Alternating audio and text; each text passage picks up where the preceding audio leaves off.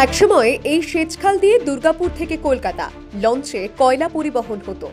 40 বছরেরও বেশি সময় তা বন্ধ হয়ে গিয়েছে, কারণ লঞ্চ যাতায়াতের জন্য ব্রিজের উচ্চতা অনেকটাই বেশি। বর্তমানে ব্রিজের গার্ডওয়াল ভেঙে পড়েছে, ফলে প্রতিদিন ঝুঁকি নিয়ে যাতায়াত করছেন সাধারণ মানুষ থেকে শুরু করে স্কুল পড়ুয়ারা। পূর্ব বর্ধমানের বড়শুল গ্রাম পঞ্চায়েতের মানিকহাটি বেলনা টোটপাড়া গ্রামে যাওয়ার যোগাযোগের সহজ পথ এটাই।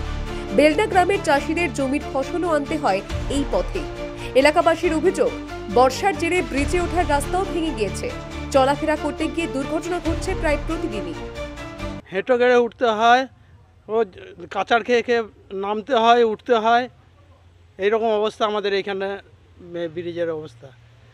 একটা লোক উঠতে পারে না, মোটর সাইকেল তো উঠতেই পারে না, সাইকেল নিয়ে উঠতে পারে না, মোটর সাইকেল উঠবে কী করে?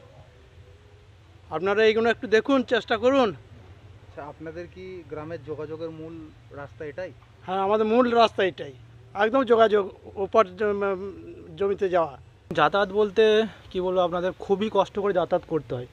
এই যে দেখতে পাচ্ছেন খুবই খারাপ অবস্থা, সাইকেল বা মোটর সাইকেল তো কোনো সিস্টেমই নেই। পাশের গ্রাম দিয়ে বা অন্য জায়গা দিয়ে যাতায়াত করতে হয়, আর আমাদের নিজেদের অনেক কষ্ট করে উঠে আসতে হয়।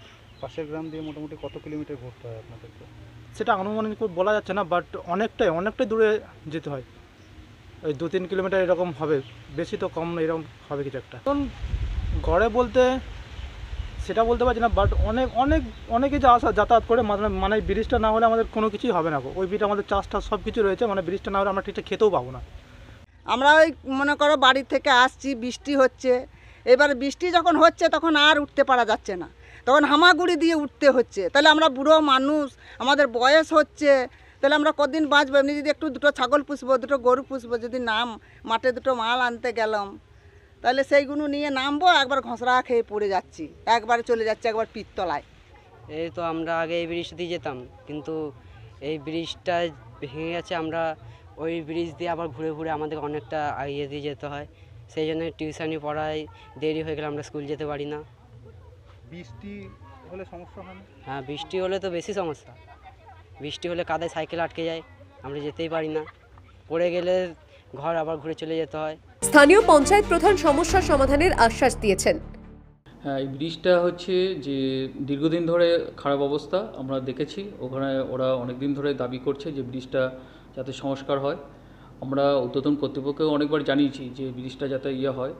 তো আমরা আবার আজকেও, যেহেতু অনেকে এসেছিলেন, যে পঞ্চায়েতে অভিযোগও করলেন, তো লিখিত আকারে কিছু দেয়নি, তারা এমনি অভিযোগ করেছে। তো আমরা চেষ্টা করছি যেটা ব্রিজটা যাতে আবার সংস্কার করা যায়, যেটা ইরিগেশন যে দপ্তর আছে তাদেরকে আমরা জানাবো। ওখানে দেখেছি যে রেলিংগুলো যেটা আছে ব্রিজে, সেটা ভেঙে গেছে, মাঝে মাঝে বড় ফাটল হয়েছে, এবং দুই দিকে মানুষ যাতায়াত করতে পারছে না। আমি নিজেকেও দেখেছি, এবং সেখানে হামাগুড়িতেও লোকে দেখছি, মহিলারাও উঠছে। তারপরেও বড়শুল 2 পঞ্চায়েতের বেলনা গ্রামের এই ভাঙা ব্রিজ কবে সংস্কার হবে নিশ্চিত নন গ্রামের মানুষ। বর্ধমান থেকে চন্দন ঘোষের রিপোর্ট, দ্য ওয়ার্ল্ড নিউজ।